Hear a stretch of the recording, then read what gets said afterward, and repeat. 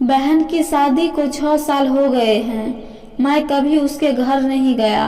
होली, दिवाली, रक्षाबंधन पर कभी कभी मम्मी पापा जाते हैं। मेरी बीवी एक दिन मुझे कहने लगी, आपकी बहन जब भी आती है उसके बच्चे घर के हाल बिगाड़ कर रख देते हैं, खर्चा डबल हो जाता है।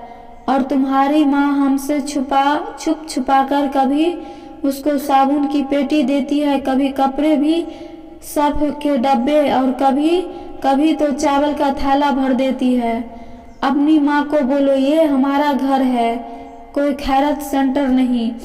मुझे बहुत गुस्सा आया। मैं मुश्किल से खर्च पूरा कर रहा हूँ और माँ सब कुछ बहन को दे देती है। बहन एक दिन घर आई हुई थी, उसके बेटे ने टीवी का रिमोट तोड़ दिया। मैं माँ से गुस्से में कह रहा था, माँ बहन को बोलो कि यहाँ रक्षाबंधन पर आया करे बस। और ये जो आप साबुन, सर्फ और चावल का थैला भर देती है ना, उसको बंद करे सब। माँ चुपचाप देख रही थी। बहन ने मेरी सारी बातें सुन ली थी। बहन कुछ न बोली। 4 बज रहे थे। अपने बच्चे को तैयार किया और कहने लगी, भाई मुझे बस स्टॉप पर छोड़ आओ। मैंने झूठे मुंह कहा, रह लेती कुछ दिन और, लेकिन वह मुस्कुराई। नहीं भाई, बच्चों की छुट्टियां खत्म होने वाली है। फिर जब हम दोनों भाइयों में जमीन का बंटवारा हो रहा था तो मैंने साफ इनकार किया, भाई मैं अपनी जमीन से बहन को हिस्सा नहीं दूंगा। बहन सामने बैठी थी, वह खामोश थी, कुछ ना बोली।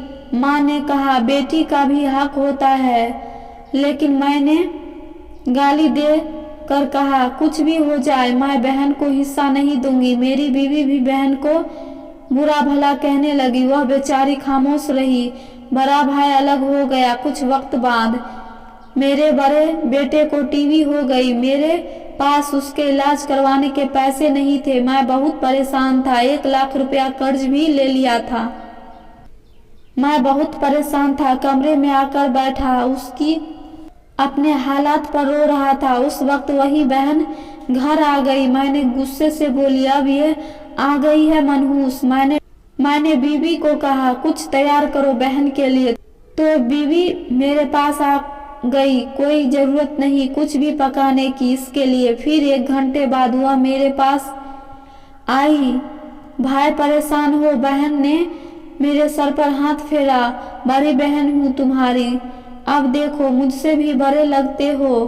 फिर मेरे करीब हुई, अपने पर्स से सोने की कंगन निकाले, मेरे हाथ में रखे और आहिस्ता से बोली, पागल तू ऐसे ही परेशान होता है? ये कंगन बेचकर अपना खर्च कर, बेटे का इलाज करवा। शकल तो देख जरा, क्या हाल बना रखी तूने।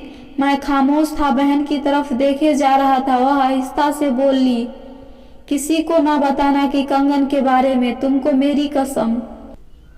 मेरे माथे पे बोसा किया और 1000 रुपये मुझे दिया। मैं 150 के नोट थे, शायद उसकी जमा पूंजी थी। मेरी जेब में डालकर बोली, बच्चों को कुछ खाने के लिए ला देना, परेशान ना हुआ कर। जल्दी से अपना हाथ मेरे सिर पे रख, देख तेरे बाल सफेद हो गए।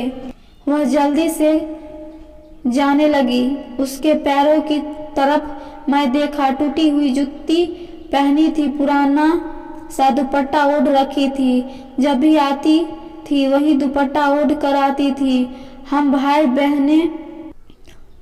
भाई कितने मतलब प्रस्त होते हैं। बहनों को पल भर में बेगाना कर देते हैं और बहनें भाइयों का जरा सा दुख बर्दाश्त नहीं कर सकती। वह हाथ में कंगन पकड़े जोर जोर से रो रहा था।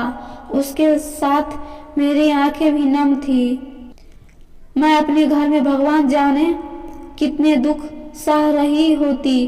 कुछ लम्हा बहनों के पास बैठकर हाल पूछ लिया करे, शायद उनके चेहरे पे कुछ लम्हों के लिए एक सुकून आ जाए।